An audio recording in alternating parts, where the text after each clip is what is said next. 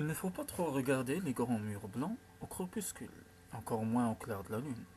On pourrait y voir la Hure.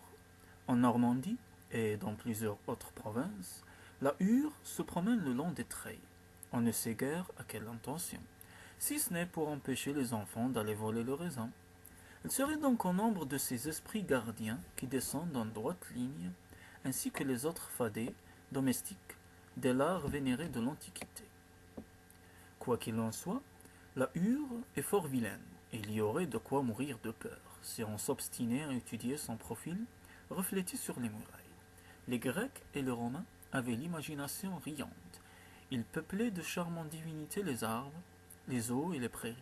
Le Moyen Âge a assombri toutes ces bénignes apparitions.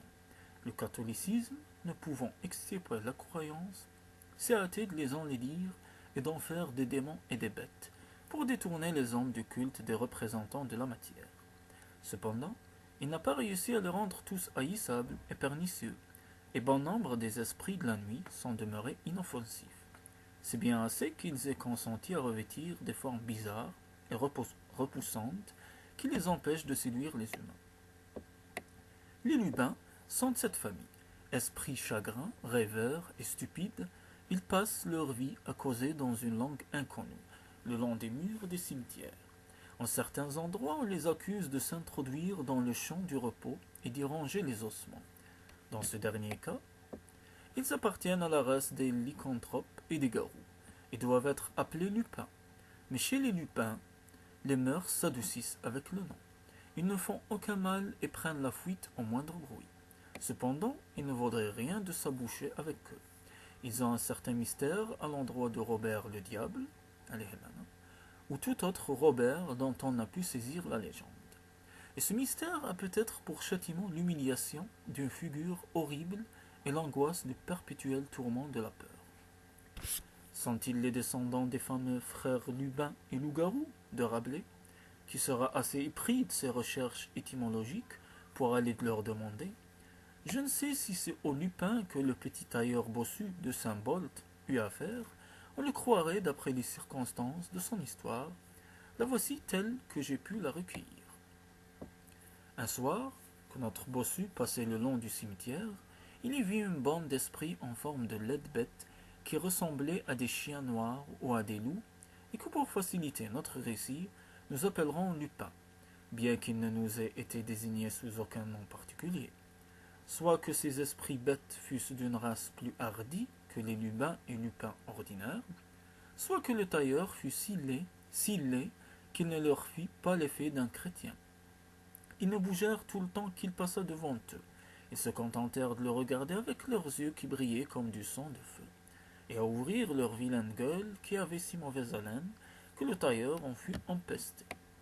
Pourtant, comme il avait grand peur, ne les ayant aperçus que lorsqu'il était au milieu de la file, et qu'il avait autant de chemin à faire pour reculer que pour avancer, il n'osa point risquer de les offenser en se bouchant le nez.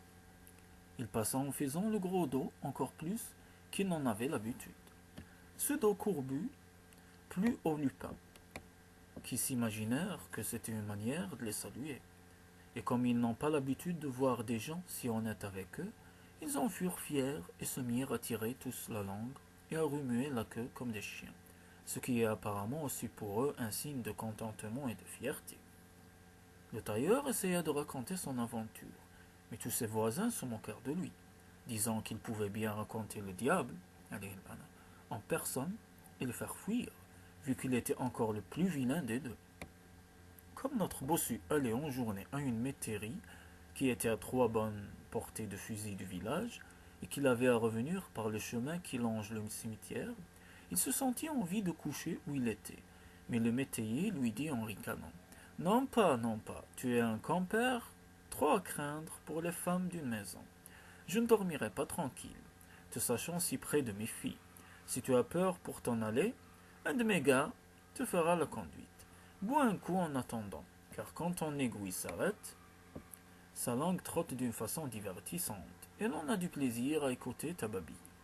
En effet, le bossu était beau diseur en plaisant. Le vin du métayer était bon, et notre homme s'oubliait jusqu'à 10 heures du soir en si bonne compagnie. Quand il fallut s'en aller, il ne se trouva personne pour le conduire. Tous les gars dormaient debout et, quant à lui, il se sentait si bien réconforté par la boisson qu'il ne craignit plus de se mettre seul en route. Il arriva sans peur jusqu'au grand mur, se persuadant qu'il avait rêvé ce qu'il avait vu la veille, et regardant de tous ses yeux. Avec la confiance qu'éclaircie par le vin, il ne verrait plus rien que l'ombre des arbres, jetée sur le mur blanc par la lune et agitée par l'air de la nuit.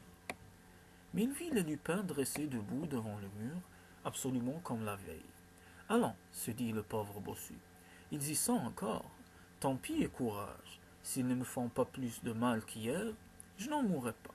Et il se mit à siffler une chanson, pensant que ces bêtes, ravies de l'entendre, se mettraient en frais de politesse. Avec lui en tirant la langue et remuant la queue. Mais ce sifflement, loin de les charmer, parut les inquiéter beaucoup, car l'un d'eux se détacha de la muraille, se mit à quatre pattes et le suivant, encore qu'il marchât vite, le flaira à l'endroit où les chiens ont coutume de se flairer les uns les autres, pour savoir s'ils doivent être ennemis ou compagnons.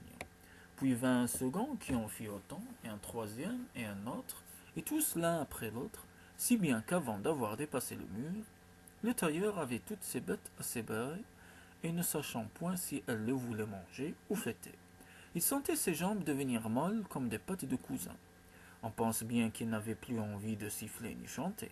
Cependant, il avançait toujours, ayant ouï dire que ces bêtes ne quittaient pas la longueur du mur où elles avaient coutume de faire la veille, et il n'avait plus qu'environ 5 ou 6 pas à franchir, quand elles se mirent toutes devant lui, debout, grondant, puant la rage, et montrant des crocs jaunes à faire lever le cœur.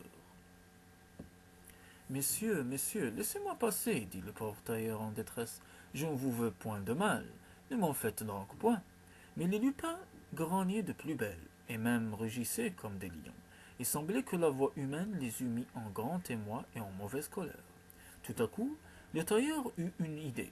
Messieurs, fit-il, ne me mangez point. Je suis maigre et vilain, comme vous voyez.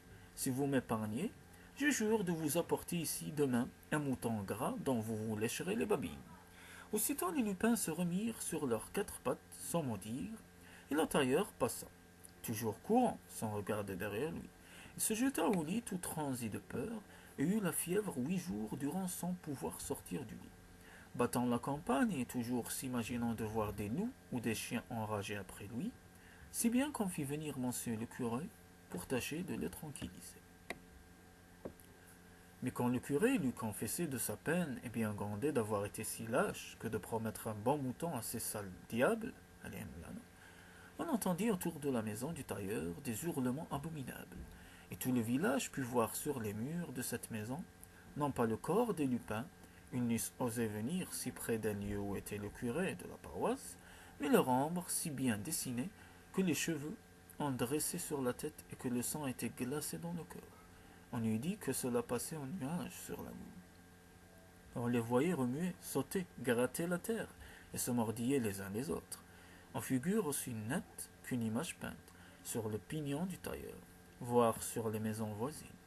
Et cela revint tous les soirs durant toute la semaine, de quoi tout le monde, et même le curé, fut très effrayé.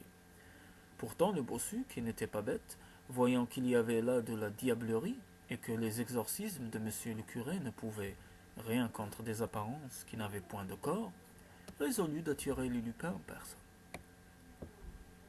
au moyen d'un piège. Et dès qu'il fut en état de se lever, il se fit prêter un beau mouton gras qu'il attacha le soir devant sa porte. Puis, ayant prévenu le curé de se tenir là tout près, avec son goupillant, et tous les voisins de se cacher sous le buisson de son jardin, avec leurs fusils bien chargés de balles bénites, il commença de faire bêler le mouton en lui montrant de la feuille verte, placée trop loin de lui pour qu'il pût y toucher. Alors les lupins, entendant cela, ne purent se tenir de quitter leur mur et de venir, à petits pas de loup jusqu'en vue de la maison, où ils furent si bien reçus qu'ils se sauvèrent tous, sauf une vieille femelle qui reçut une balle dans le cœur et tomba par terre en criant d'une voix humaine « La lune est morte, la lune est morte !»